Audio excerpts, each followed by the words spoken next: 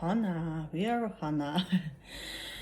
За өнөөдөр норон маш их миний идүүцлийг хүргэсэн нэгэн хумсар муутай, хумсар дорой тэрний хүний талаар ярих болно. Тэгээд ер нь бол та нар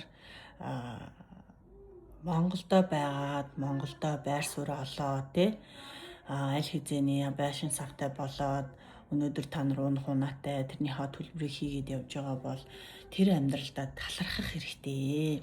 Үнэхээр Монголд амьдрах одоо орчин нь тий одоо хөгжүүлэх юм бол Монгол улс ямар сайхан улс болж хөгжихийг хинж мэдэхгүй тэгээд буруу гарын хүмүүсээр л өдөрдүүлээд байгаа болохоос Монгол улс хөгжихэд бол жижигхэн улс учраас маш амархан гэж би хувьдаа боддгоо. Тэгээд Монголд Америк улс шиг тий маш олон төрлийн тийм биел төлдөггүй байхгүй юу. Гэхдээ ерөнхийдөө бол бид нар эмнэлэгтээ очиод үзүүл чинь тий ер нь бол гайгүй гэж би хувьдаа бодоод байгаа. Би 2019 оноос хойш Монгол байгаа болохоор мэдэхгүй байна одоо ямар болсныг. Та нараас энэ доор ямар болсныг комментээр бичээрэй. Би хувьдаа юу гэж боддог вэ гэхээр Монгол улсдаа одоо очино гэж боддог. Би хизээж Америкийн иргэн болно гэж боддоггүй байхгүй юу. За тэгсэн чинь нэг хүн над руу нэг эмэгтэй над руу тэгсэн заяа. Манай Трамп эмигрантуудыг баривчилж байгаа шүү, болгоомжтой байгаарай. Хүн амьтанд лөө мессеж чинь бүгдийг шалгаж байгаа шүү, болгоомжтой байгаарай гинэ. За би болохоор эмигрант гэдэг чинь цагаачилж ирсэн буюу хилээр давж ирсэн бичиг баримтгүй ямар ч бичиг баримт social security number юу ч байхгүй хүмүүсийг эмигрант гэдэг байхгүй юу. За би болохоор non immigrant буюу студент, оюутан. Манай нөхөр Андр миний нэрэн дор одоо оюутан биш би ганцаар оюутан. Тэгээ манай гэр бүлийнхэн бүгд миний оюутны визаны доор байгаа байхгүй юу.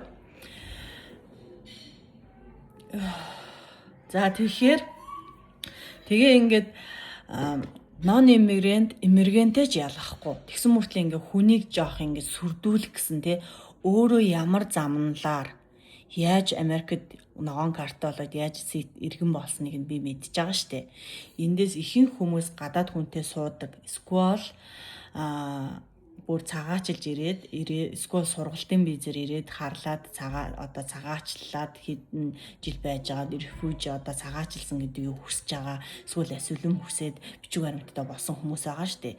Тэгэхээр энийг үзэж байгаа Америкт байгаа үзэж байгаа хүмүүс байвал бити ингэж оюутны визээр ирсэн хүмүүсийг ингэж жоохон гайхуулаад байгаа юм уу те би юусоо ойлгоогүй заяа бити иймэрхүү айгу муухай сэтгэл төрүүлэх юм хийж агаарэ.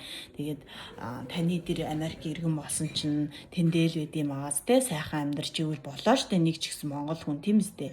Тэгэхэд надад намайг ингээд сүрдүүлэхэд IC явж байгаа шүү, баривчилгаа явж байгаа шүү, чи болгоомжтой байгаарай, бичиж байгаа чата болгоомжтой байгаарай, бичлэг хийж байгаа YouTube-ээр баг болгоомжтой байгаарай гэх гээд байгаа юм уу те намайг сүрдүүлээд байгаа байхгүй юу. Үгүй ээ тийм биш. Би хинд юу барих вэ? Би ютуберээ, би рилээрээ, ноороо рилээрээ би юугаа ярих вэ? Яах вэ? Тэр хүн огт хамаагүй. Энэ зүгээр л цэвэр атаархал байхгүй юу? Цэвэр атаархал. За. Би тэгж л хэлнэ. Өөрөө хувь хүн хөгжөөгөө хүний атаархал. Тэгээ надад бол энэ хамаахгүй. Гэхдээ та нар бас иймэрхүү үг сонсч ивэл бити тоогоорой гэж хэлмээр байна. Тэгээд Америкт дөнгөж ирж байгаа гэр бүлүүд байвал ер нь Америкт одцсон монгол хүмүүсээс ихэнх хүмүүс дандаа хол яв гэж байдаг. Би энэ үгэнд амар эмзэгэлдэг, айгүй хэцүү байдаг. Би монгол хүмүүсийг аль болох ойрхон байгаад би биэндээ зүгээр мэндийн зүрхтэй байгаасаа гэж хүсдэг аахгүй. Бид нэр заавал учиргүй би биэндээ тусалд дэмжиж авах хэрэг байхгүй. Гэхдээ бусад хүмүүстэй нийлж бүлийдэхгүй байгаасаа л гэж би хүсдэг заяа. Яагаад гэхээр Монголоос бусад орны бүх хүмүүс би биенээ дэмждэг. Бүр амар дэмждэг заяа. Бүр яг нэг бүр шиг. Бүр Хятад, Хонконг хоёр тусдаа улс гэдгээрээ хүртэл өрсөлдөг мөртлөө яг нэг улсад ирээд яг нэг гэр бүл шиг би биенээ дэмжиж амьдардаг заяа. Тийм байдаг. Гэхдээ монголчууд энэ дэр яагаад би биенээ яг ингэж доош нь татаад харлуулах гад баг баривчлагтаа явж ивэл баг алгаад ташаа баярлахаа заяа. Ашгүй дээ нэг ч болсон монгол хүн зайлж ийн баг миний өмнөх юуг баг орон зайг булаагаад байсан гэдэг ухааны юм бодож ярьдаг заяа тийм хүмүүс.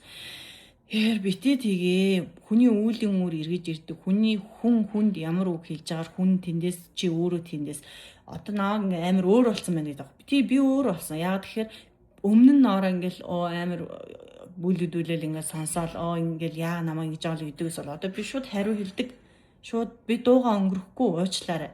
Би таны тэр одоо мэдрэмжгүй хэлсэн үгнээс олж би яагаад өөр тийм муухай сэтгэлд авч үзээ. Дараа нь би тэгж хэлдэг гэж ингэж хэлдэг гэж дараа нь харамсах хэвээр. Тэр доор нь гаргаа хэлсэн дээр үстэй. Тийм үстэй шударгал байсан дээр штэ.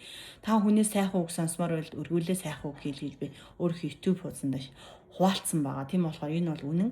Тэгээ Америкт байгаа үнэн хүмүүсийн үнэн төрх нь олон жил амьдэрсэн энэ. Тэгээ Америкт байгаа жоохон танд муухай сонсогдож магадгүй. Гэхдээ энэ бол үнэн.